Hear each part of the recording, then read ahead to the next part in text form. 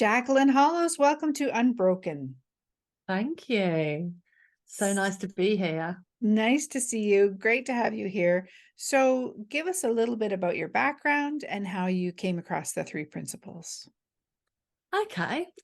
So I was in IT and customer services for many, many years, and a number of things collided as they do. And I pivoted. I realized that I didn't like IT. But I did like people, so I retrained. I did live coaching, counseling, NLP, EFT, anything with a three-letter acronym. I was Yes. there, and I came across a paradigm called the three principles, or also known as innate health, and I became very interested in that. Sorry, the question was, what was the question? Oh, just yeah, this is great. No, a little bit about your Okay, background. Yeah, and how okay, you've yeah. okay. Yeah, so I came across the three principles. I actually didn't like it personally. Hmm. I hope it's okay to say this, but I actually thought it was a cult. Yep. Um, and I Common, was, yeah. yeah, very suspicious, very, very suspicious of it. But I'd met someone just accidentally who was in recovery from a heroin addiction for the whole of his life, and he'd got 3 years recovery under his belt when I met him, and he's one of the most inspiring people I've ever met. Mm. And I just hung out with him. I volunteered on his social enterprise, and I met a lot of other people from that background. And I thought they were amazing. And I started to talk to them about this, inside out nature of life and stuff. And it was having impact. And it was in the kitchen. I was making a cup of coffee in the kitchen with them, and he used to do home detoxes where a nurse comes in and does the meds, and he would look after people, while they're going through their detox. And I would just talk to them, and then they would get jobs, and they would make up in their relationships, and they decide to write books, and I'd be thinking, wow, this really works on them. And then over time, I thought they were so amazing and so inspiring and determined. I really felt like I came home to my people. Mm. And over time, I eventually thought, well, if they're all amazing, I must be amazing too. And so, so that sort of started me really then going, I'll give this another look, and looking in this direction. Hmm. Eventually, that led me to meeting someone who worked in a prison in a substance misuse team, and then delivering our programs in prison and evidencing them and so on. So that's what I've been doing for the last 8 years. Wow, yeah. And so, what was it about working in prisons that attracted you or pulled you You in? know what? You know what? It didn't. Oh, It was okay. it didn't. It didn't. It was just that.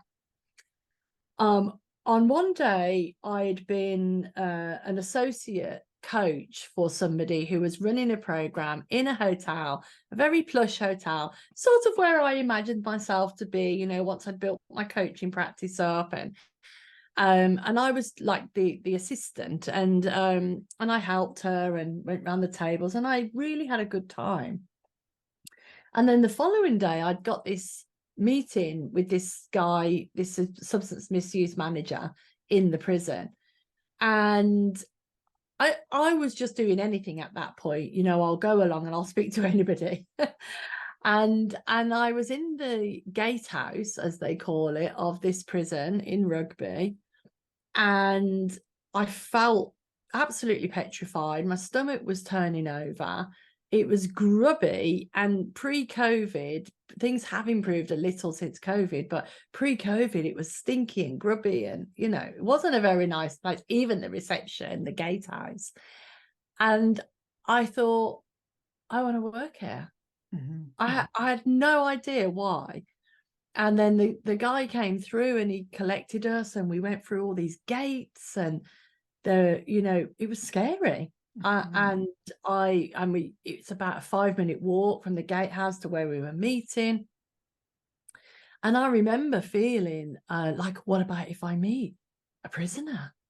You know, what about if someone asks me something? Am I allowed to speak? Am I allowed to talk to them? I had no idea. And I know we're going to talk about my book later, but one of the reasons why I've written my book is because I want other people to know, people in prison, they're just people. They're Mhm. just people who have happened to done something naughty, sometimes something really bad, and they're in prison, but they're still people. And all I knew about prison was what I'd seen on the TV and whatever I'd seen in the media. And so it felt like a very scary place. But for whatever reason, I just felt like that's where I was meant to be. Mm. And so sometimes people say, "Oh, I want to work in prison." I'm like, "Yeah, but I never actually wanted to work there. It just happened."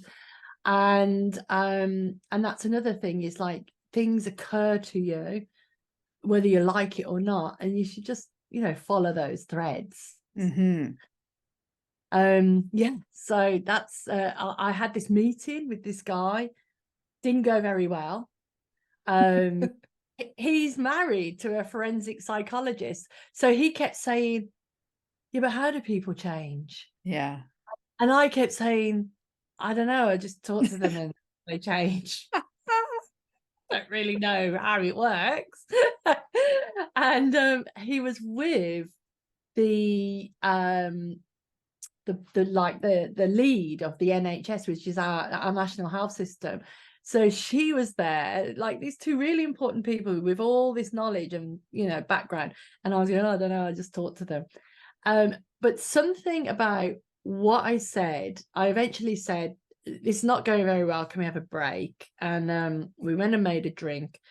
And then I just started chatting to him about what I'd been seeing with these amazing people in the community, and that I really didn't understand the gubbins. And he said, "You know what? I think we should give it a go."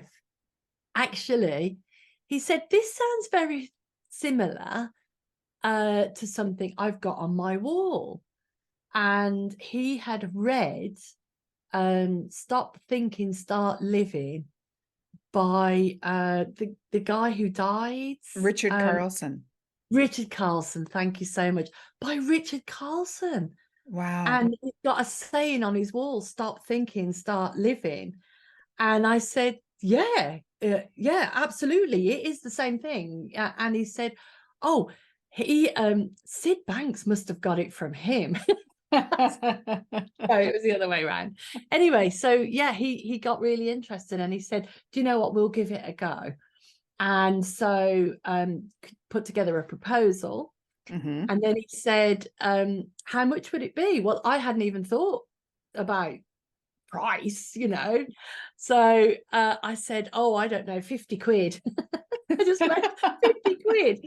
And he snapped my hand off and he said, "Write me a proposal." And afterwards, when I left, I realized I lived 40 odd miles away. So it's an 80 miles round trip to this Mhm. prison. It wouldn't even cover my cost in fuel. But I was so keen. And then I had to write a proposal.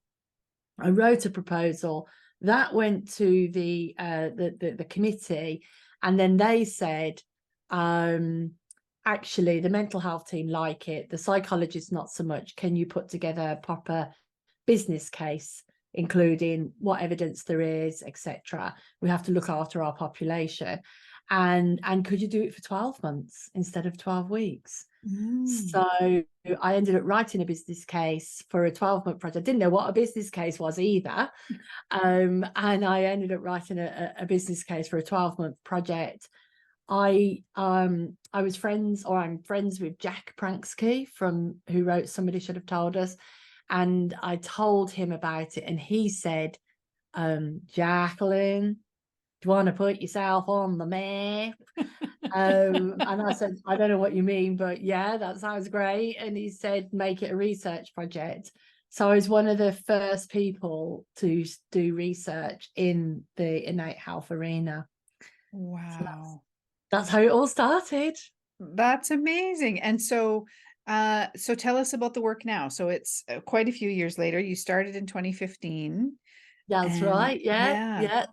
So I started in 2015, did several years at that prison, worked in the prison next door, which was for high risk offenders, sex offenders, and so on. And then we went to Nottingham, and the violence reduction unit got hold of us. And so we started working with people with knife crime and so on. And we were spreading. And then we were meant to do a presentation to the Southwest and roll out the program to 11 Southwest prisons. By now, I had two, nearly three research papers under my belt. So people were starting to take notice. And that was in February 2020. And I was meant to have this big presentation, and COVID happened. And so that it literally wiped the business out. Prisons closed, people were locked up for 23 hours a day.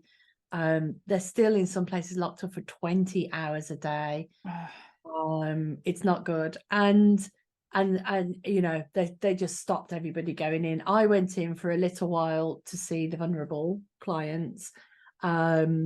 But yeah, we couldn't run groups anymore. And when we did eventually were able to get in, you could only have 3 people, and you get a lot of dropout in groups in prison.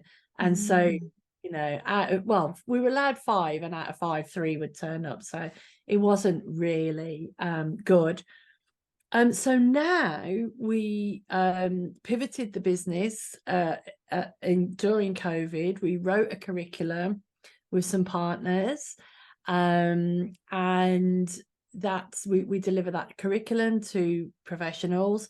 And we also created a distance learning program, and that goes out. I still write for the Inside Times, which is the prison newspaper here, and then they write and say, can we have a pack? And we have a wonderful team of buddies who write to the guys and girls and talk to them about innate health and insights and so on in a very light touch way.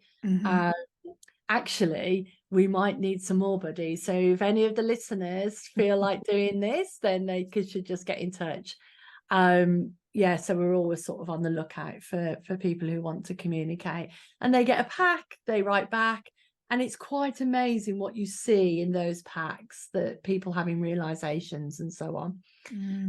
We work with an addiction charity and do gamble related problems, deal with gambling related problems and harms. And I started a mentoring business. So obviously I trained a lot of people during my time working in prison, because I always felt like I wanted other people to come on that journey with me. And then everyone kept saying, why don't you run a mentoring practice? I don't really do that. The amount of times I've said, I don't really do that, and then I end up doing it. Yeah. So yeah, I run a mentoring business. So I work with clients. I'm particularly attracted to clients who want to change the world, you know, who want to do social good and working hard to reach areas. So I do supervision and I do some training, and I write, and yeah, I just have fun. Oh, that's great. do what I do. Yeah, yeah. So very quickly, before we jump into talking about the book, which is sort of the focus of our conversation today, I just want to ask what sort of changes you see in the prisoners that you work with when you introduce the principles to them. Oh, so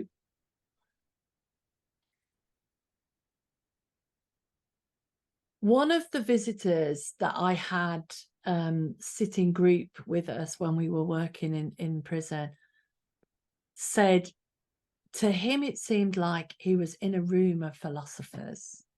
He Wow. completely forgot that he was in prison.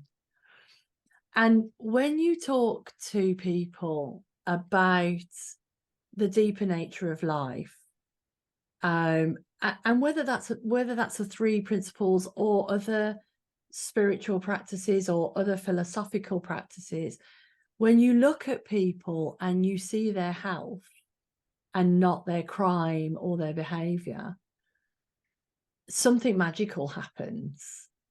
So there have been transformations, i.e., people who have left prison and completely changed their lives and so on, and they're amazing stories. But I just wanted to touch on these just very gentle, beautiful things that happen to people that maybe didn't transform their lives, but they just changed enough to come out and get a job, Mm-hmm. come out, go straight, come out and be with their families. They started. We talk to people who are from all ends of the spectrum, and people who have done white collar crime and just got caught, or people at the other end of the spectrum who have been in a violent, trauma filled life, for forever, and everybody gets something. And just thinking about that guy, for instance, the trauma one, John will call him. He was in and out of prison the whole of his time. He had a lot of trauma, and he was attacked one time, and he'd wake up every night and imagine this person with the knife attacking him, and he had scars and all sorts. And he used to get himself into trouble in prison so that he could be put into the segregation unit. And then he could kick off, and he would be able to have all the officers come, and then he would fight all the officers, and they would fight him, and that's how he felt alive when he was in a fracas like that. And that would help him to feel like awake and alive. And the rest of the time, he just didn't want to be alive. And you're in a group with him and 15, other hairy, scary men, as I like to say. And he's there saying, I never imagined I could find love in prison. Mm. And the men would talk about love, and they would talk and they would cry, Mm-hmm. and they would talk about, and you're not allowed to do that in prison. It's not a good look, right? But they would talk about their feelings, and they would talk about that they would been looking at the sunset through their bars, and it was just amazing to see, regardless to what went on afterwards or what they did afterwards with their lives. I feel it's so important for the listeners to know that that's in everyone. Mm-hmm. And I've sat across from really hardcore sex offenders, pedophiles, and seen that light in them, and been amazed myself, had judgments myself, and been amazed at seeing that light come on, and having a person say, I'm never going to get out of prison, but I can make my life worthwhile in prison by helping other people. Mm. And that's, I mean, it's a wow, right? Mm-hmm. And then of course there are our lovely people who have come out, and there's many of them, Derek Mason and Omar and Chris and all of those people that have spoken at conferences and so on, and I love them to bits. But I feel like sometimes the normal people get forgotten, that the ones that actually at the heart of them, they showed their spiritual essence, and it was beautiful. Mm-hmm.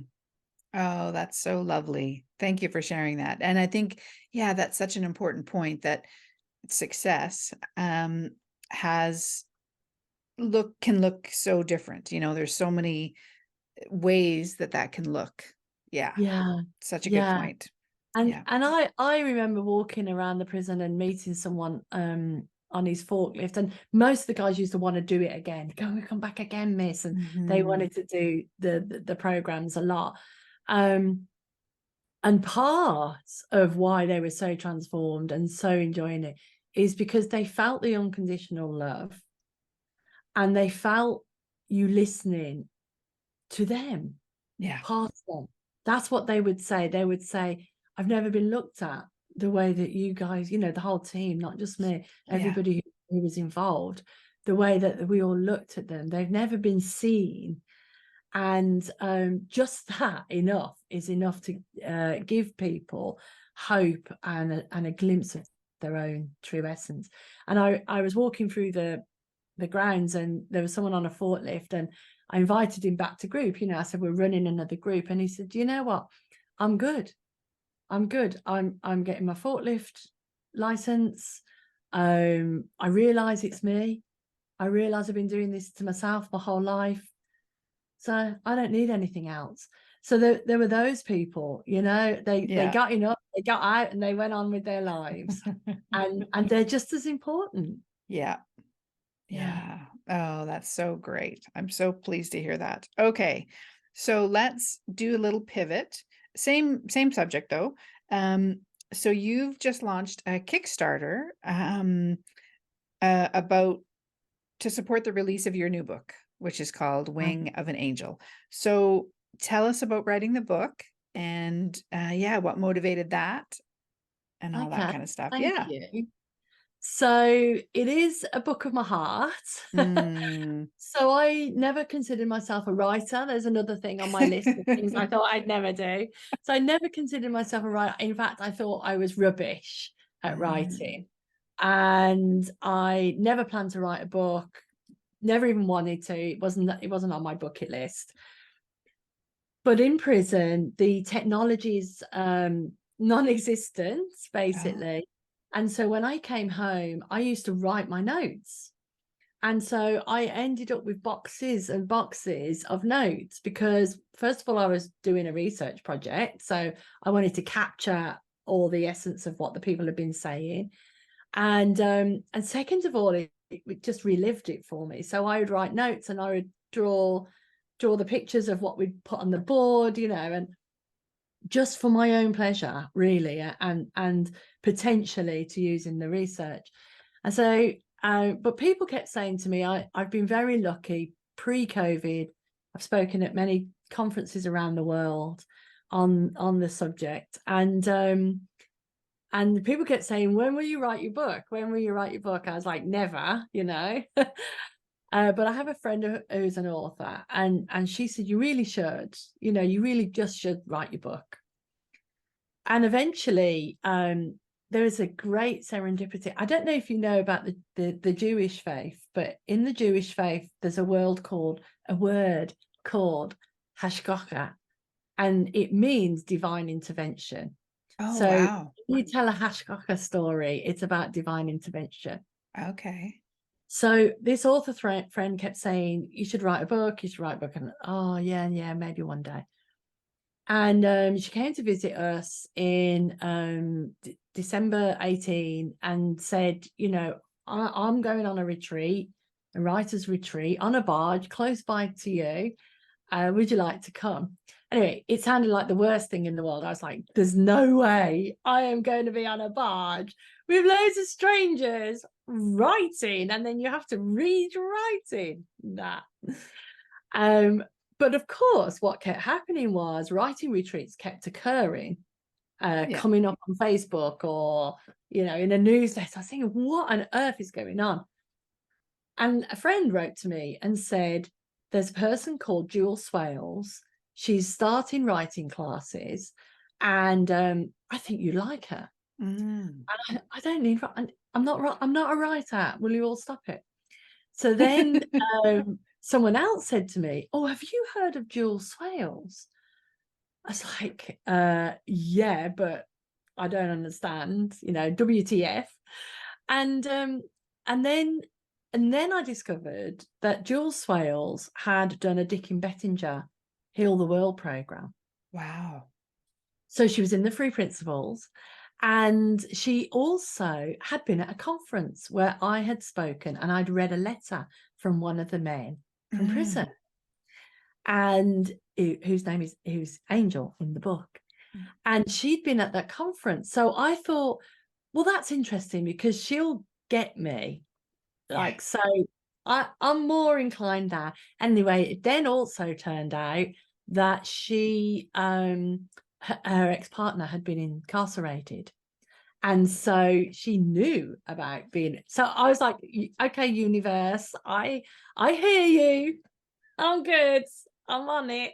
So I jumped on her writing class and we've become good friends. And she came along to my home and she was on a visit over from the States. She lived in the States and she came back and now she lives here. But anyway, she came and I said, people keep telling me to write a book and I have these boxes of notes, like, is that a book? And she was very kind and said, we could shape that into a book. She didn't tell me what it would be like. This was in January, December 2019. Mm. And that's how long it's taken me to write the book, because it was just a box of notes. Yeah. So then there was a whole load of stuff to be done. Create the story, the arc of the story, learn how to write properly, etc. And so Wing of an Angel was written over 4 years, sometimes not at all, sometimes just I can't do it anymore, it's going in the drawer. It's had many revisions, it's had many titles, and eventually in 2020, at the end of 2020, so that's a couple of years of having a little go at it, I thought it was ready. And then one of the protagonists said, I don't want to be in it. And I just thought, okay, well, I have to publish it when I'm dead, because I can't take him out. So it went back in the drawer for a few months. And then I was in a supermarket and Angel, who is the protagonist in the book, spoke to me and said, you have to tell my story. And it was so loud, I just put my shopping down and went home and wrote, and an Angel wrote a story from when he was 5 years old. It gives me shivers, and I wrote Angel's story, and then it just kept coming, and I laid all my book out, and then Angel would just tell me, oh, I need a chapter there, I need a chapter there, and so on. So I rewrote the thing, I took out everybody, and Angel is I mention other people, but very vaguely. And that was the last revision, but that just took me a little while. And I do sometimes say when I write on my blog that I'm the 10-minute author, because I wrote for 10 minutes every day sometimes, and sometimes half an hour. And right, sometimes you just haven't got the time to write, but you got to keep the practice. Right. Yeah, exactly. So can you tell us a little bit about the story? So yeah. So one of the things that Jules Swales persuaded me when she read maybe the second revision, she said, it's great, it's a story of the people that you've worked with and working in the prison system. So one of the readers has said, I never knew that went on in prison. So, there's lots of juicy stuff. And being part of a grassroots organization and the challenges and the ups and downs and the highs and lows. And she said, but the problem is you're not in it. And you need to write yourself into this story. So then I wrote my own story, which is a trauma-filled background. I've lots of trauma. I had complex PTSD, etc. And I didn't really want to do that, to be fair. But I realized it was important. So it was important for me to tell my story, because one of the messages of this book is, which I haven't got the actual copyright here, I've just got the not for sale one, but okay, yeah, it's like, but one of the messages is that anybody can do anything. It doesn't matter what we've been through, and I've been through it, and it doesn't matter. I'm a normal person. I've been through a lot of shit. I've had a lot of struggles. I'm a bit crazy, but I can still do anything, and so can anybody else. And those fears that hold us back, they're not real. They're just thought, and they're just things that we keep their barriers, but they're not real barriers. And so, I couldn't spell, I had lots of difficulties with writing, and you just find ways around it all. And I know men who've taught themselves to read in prison with a dictionary, so like we can all do anything. And so I revised it. I put myself into it. So the story it follows the arc of the hero's journey. So there's the story of me and how I got to come to this place, this portal of working in prison. The story of Beyond Recovery, which is the enterprise, the social enterprise that I started. And then the story of the boys and girls that I met and the transformations that I saw.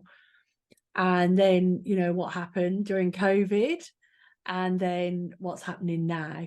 But it's the hero's journey never ends, because as we finish one arc, we get invited into another initiation, don't we? So it is my story, but an angel story, but I feel like there's an angel in everybody. And that it's everybody's story.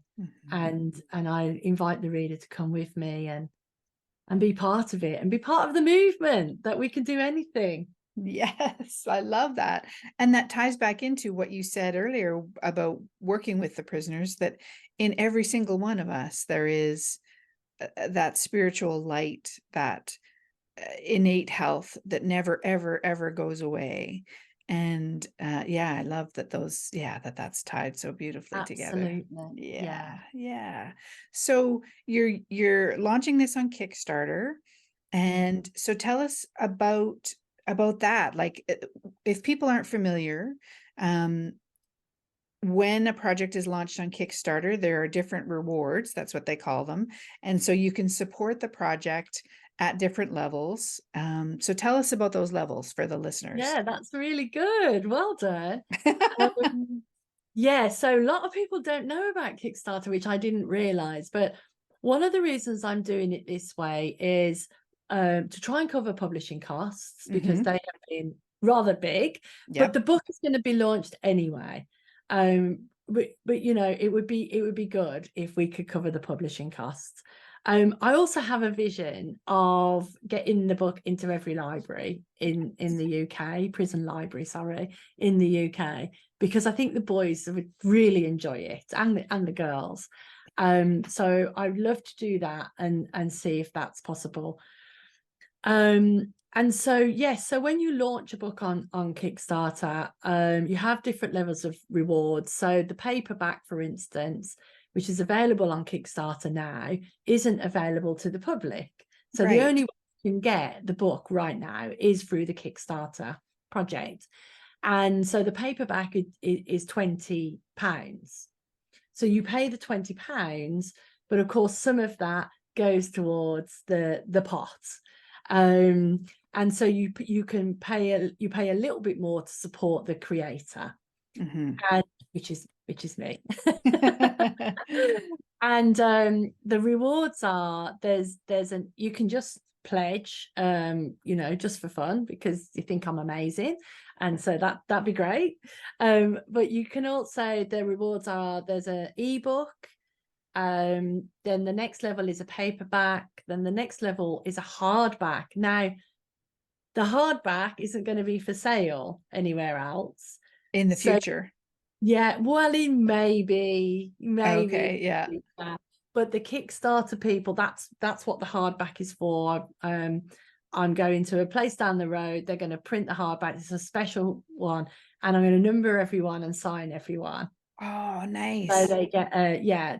numbered and signed version of the hardback. I'm really excited about the hardback. And so there's that one. And then there's a couple of other things, like there's a consultancy with me where you get a hardback and a consultancy.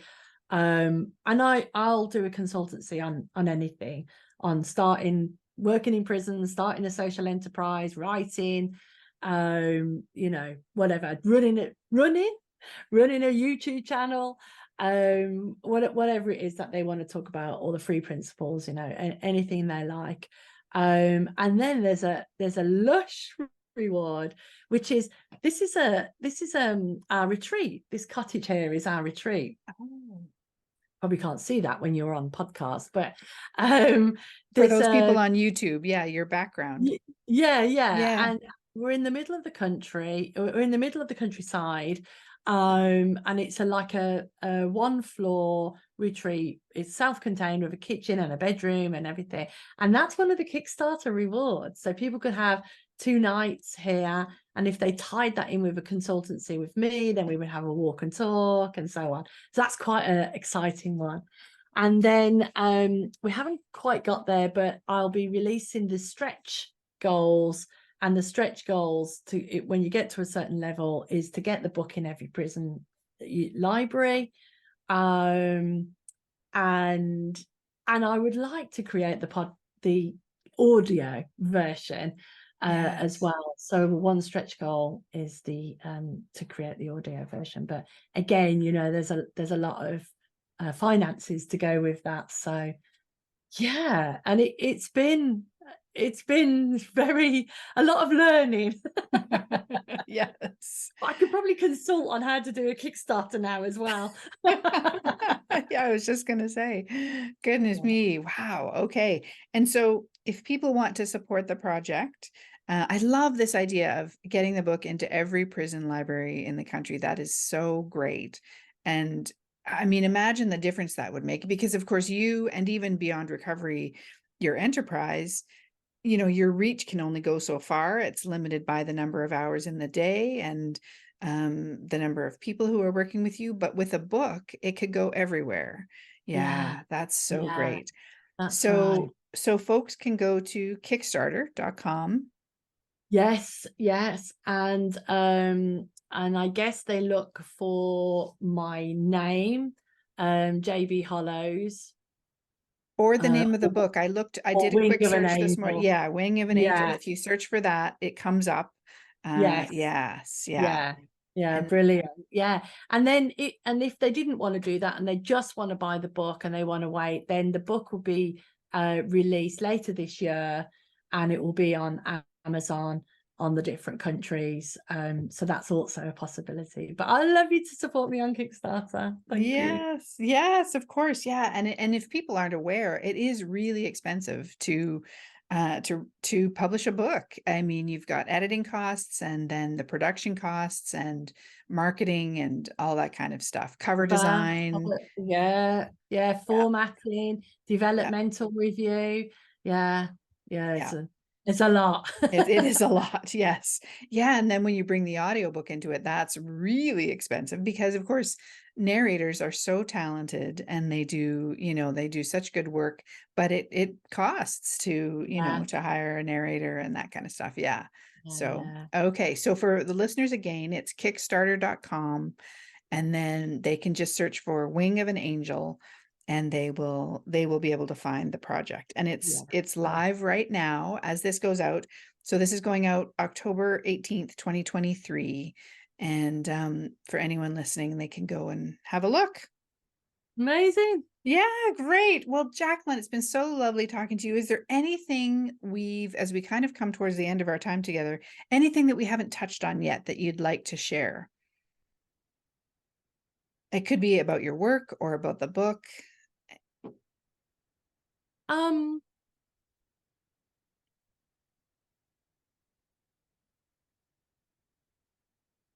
I just want to leave people with a message, really. If people want to find out about my work, they can just Google me and all my stuff comes up. But I'd love to leave people with a message, which is it always seems like, well, that's okay for you. It always seems like people do those things, that's okay for them. People write, people do this, people do that. And it's different for me because I've got all these things and reasons why. And one of those problems is manifesting. I couldn't go and volunteer in a homeless shelter, or I couldn't go and to my local refugee hostel and, you know, help the women there. You know, who am I? And I want the listeners to know we all think that. It we all think that. And a lady said to me recently she wanted to go and work in she wanted to go and do drumming, like a drumming circle for women in the refugee hostel down the road. They're kept in terrible conditions, and she just wanted to go and be nice, you know, and be helpful. And she's an amazing person, and she actually thought, well, you know, who am I to do that? And obviously I encouraged her to do that, and she is going to do that. But she thought to herself, and the reason why she came to me is, if Mama J had thought that, then she wouldn't have gone into prison. Right. And it's true. And I did think it, but I did it anyway. And so I just want everyone to know that you don't have to do something. But if it occurs to you, if you keep getting your heart tugged, then please go do it. Because everybody else is thinking someone else will do it. And they Right. need your light. They need your light. And that's what you're being called to do. And it doesn't have to take over your life like it took over my life. It can be voluntary. It can be a few hours. It can be just being nice to someone who's on the streets, right? But if you feel called to do it and you get that tug, just go do it, and you figure out the rest. Lovely. Oh, I love that. Thank you for saying that. That's beautiful. So we've mentioned the Kickstarter address, and then Beyond Recovery is the social enterprise that you have. What's the web address there? Is it beyondrecovery.co.uk? It Yeah. is, yeah. Okay. And the mentoring website is jbhollows.co.uk. But like I say, if you Google my name, I'm usually like on the first 3 pages. My son thinks I'm famous. Nice. Oh, good. All right. Well, thank you again so much, Jacqueline. It's been a real pleasure. Thank you. Take care. Bye-bye. Bye.